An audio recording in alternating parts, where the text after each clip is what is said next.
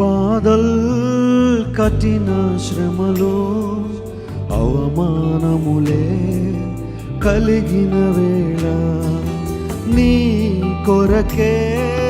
బలి అయిన యేసు సిలువను చూచి తలపోయుమా అల్పకాల శ్రమల పిదప మహిమతో నిన్ను నింపును నా ప్రాణమా